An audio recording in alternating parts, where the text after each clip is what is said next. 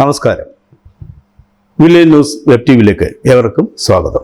Doctor എന്ന വാക്കിന് വ്യാജാർത്ഥത്തിനപ്പുറം വലിയ മാനമുണ്ട്. സ്നേഹത്തിൻ്റെ, കരുണയുടെ, ദീനാനുകമ്പയുടെ ഒക്കെ ആൾരൂപമാണ് ഏതൊരു മനുഷ്യനും ഒരു ഡോക്ടറെ കാണുന്നത് അല്ലെങ്കിൽ സമീപിക്കുന്നത്. അവരുടെ ഇടയിൽ മുലക്കണ്ണുകളിൽ വിഷം പുരട്ടി നടക്കുന്ന പൂതനമാരുണ്ടെന്ന് ആലപ്പുഴ വണ്ടാനം മെഡിക്കൽ കോളേജിൽ നിന്ന് റിട്ടയർ ചെയ്ത ഡോക്ടർ ലളിതാംബിക നമ്മെ ബോധിപ്പിക്കുന്നത് ആലപ്പുഴയിലെ ഉഷ ജോസഫ് എന്ന സ്ത്രീ ഇന്ന് വേദന കൊണ്ട് പുളയുന്നത് സ്വന്തം ചെയ്തു ദോഷം കൊണ്ടല്ല, അവരെ ശസ്ത്രക്രിയയ്ക്ക് വിധേയമാക്കിയ ഡോക്ടറുടെ കൈത്തെറ്റ് കൊണ്ടാണ് ഉഷയുടെ മൂത്രത്തിലൂടെ രക്തം പോകുന്നത്. അവൾ വേദന കൊണ്ട് പുളയുന്നതും. എന്നിട്ടും ഉഷയെ അപഹസിക്കുന്ന ഡോക്ടർ ലളിതാംബികയോട് ഞങ്ങൾ ഒന്ന് ചോദിച്ചോട്ടെ, നീയോ നീജെ ഡോക്ടർ? അവരുടെ വാക്കുകൾ ഏറ്റുപറയാൻ പോലും ഞങ്ങൾക്ക് വിഷമമുണ്ടെങ്കിലും ഞങ്ങളതിവിടെ ചേർക്കുന്നു. ഡോക്ടറുടെ ന്യായീകരണം ഇങ്ങനെയാണ്. ഗോപികല താനല്ല ശസ്ത്രക്രിയ നടത്തിയതെന്നാണ് ഡോക്ടർ ലളിതാംബികയുടെ വാദം. അതേസമയം 5 അല്ല 50 കൊല്ലം ഉള്ളിൽ കത്രികയിരുന്നാലും ഒരു പ്രശ്നവും ഇല്ലെന്നും അവർ കൂട്ടിച്ചേർക്കുന്നു. ഇത് എപ്പോൾ വെച്ചതാണെന്നതിന് തെളിവില്ലല്ലോ എന്നും അവർ ന്യായീകരിക്കുന്നു. കോവിഡ് സമയത്ത് മനുഷ്യൻ്റെ നന്മയ്ക്ക് വേണ്ടി ചെയ്ത ശസ്ത്രക്രിയ ഇപ്പോൾ ഡോക്ടർക്ക് പാരയായെന്നും അവർ പറയുന്നു. ഫ്ലോർ നേഴ്സിനാണ് ശസ്ത്രക്രിയ ഉപയോഗിക്കുന്ന ഉപകരണങ്ങൾ എണ്ണി തിട്ടപ്പെടുത്തേണ്ട ചുമതല. സർക്കാർ ആശുപത്രികളിൽ അങ്ങനെ ഒരു തസ്തിക ഉള്ളത് തനിക്കറിയില്ലെന്നും അവർ സർക്കാരിനെതിരെയും ആരോപണം ഉന്നയിക്കുന്നു. സിസ്റ്റർമാർ പറയുന്നത് വിശ്വസിച്ച് ശസ്ത്രക്രിയയ്ക്കൊടുവിൽ കൂട്ടിത്തുന്നുകയാണ് ഡോക്ടർമാർ ചെയ്യുന്നതെന്നും അവർ വിശദീകരിച്ചു. 38 കൊല്ലമായി താൻ ആലപ്പുഴയിൽ സേവനം അനുഷ്ഠിച്ചതാണെന്നും അപ്പോൾ താൻ കണ്ടിട്ടില്ലാത്ത രോഗികൾ പോലും തൻ്റെ പേര് പറയാറുണ്ടെന്നും അതിലൊന്നും ചെയ്യാൻ പറ്റില്ലെന്നും അവർ പറഞ്ഞു. വേദനയായിട്ട് രോഗി എവിടെ പോയിരുന്നുവെന്നും തൻ്റെ അടുത്ത് വന്നിട്ടില്ലെന്നും വല്ല ഹോമിയോയിലോ ആയുർവേദത്തിലോ പോയി കാണുമെന്നും ഡോക്ടർ ലളിതാംബിക പരിഹസിക്കുന്നു. ശരിക്കും ഒരു ബോർഡ് വെച്ച് എത്ര ഇൻസ്ട്രുമെൻ്റ് ഉണ്ടെന്ന ഫ്ലോർ നേഴ്സ് എഴുതണം. അങ്ങനെ ഫ്ലോർ നേഴ്സ് എന്നൊരു തസ്തിക നമ്മുടെ ഗവൺമെൻറ് സെറ്റപ്പിൽ ഒരു തിയേറ്ററിലും ഇല്ല. ഇപ്പോൾ കോഴിക്കോടത്തെ ഇഷ്യൂവിന് ശേഷം എവിടെയെങ്കിലും വന്നു കാണും. ഫ്ലോർ നേഴ്സ് എഴുതിയിരുന്നെങ്കിൽ ലാസ്റ്റ് ഡോക്ടർക്ക് ചെക്ക് ചെയ്യാൻ എളുപ്പമാണ്. ഇപ്പോൾ ചെക്ക് ചെയ്യുന്നത് എങ്ങനെയാണെന്ന് വെച്ചാൽ സിസ്റ്റർ പറയും, മാഡം ഞാൻ ഇത്ര എണ്ണം എടുത്തിട്ടുണ്ട്. അപ്പോൾ നമ്മൾ നോക്കും, ഇത്രയുമുണ്ട്.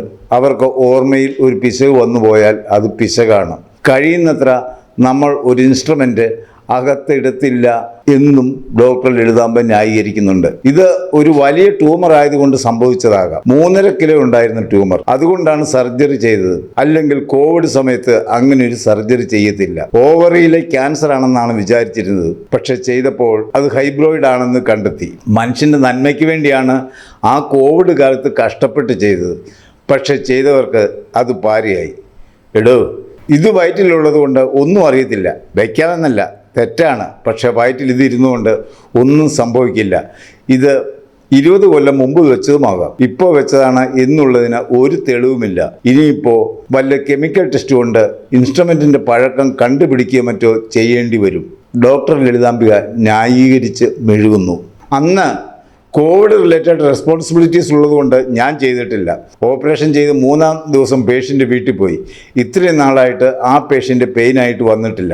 ഇപ്പോൾ യൂറിനറി സ്റ്റോൺ ഇൻവെസ്റ്റിഗേറ്റ് ചെയ്തപ്പോഴാണ് കണ്ടത്. ഇവരുടെ സിംറ്റം മുഴുവൻ യൂറിനറി സ്റ്റോൺ കൊണ്ടാണ്. റെസ്പോൺസിബിലിറ്റി സ്വാഭാവികമായും ശസ്ത്രക്രിയ ചെയ്തയാൾക്ക് വരും. ബാക്ക്ഗ്രൗണ്ട് ഇങ്ങനെയാണ്. ഇൻസ്ട്രുമെൻ്റ് എഴുതുന്നില്ല, ഫ്ലോർ നേഴ്സ് ഇല്ല, ഇൻസ്ട്രുമെൻ്റ് കറക്റ്റ് എന്ന് പറഞ്ഞത് ഡോക്ടർ വിശ്വസിച്ചു. നമുക്ക് 60 ഇൻസ്ട്രുമെൻ്റ് കാണും ആ സമയത്ത്. അത് മുഴുവനും ചെയ്യുന്നത് ഡോക്ടറല്ല, കൃത്യമായി എണ്ണിത്തിട്ടപ്പെടുത്തുന്നത് സിസ്റ്ററാണ്.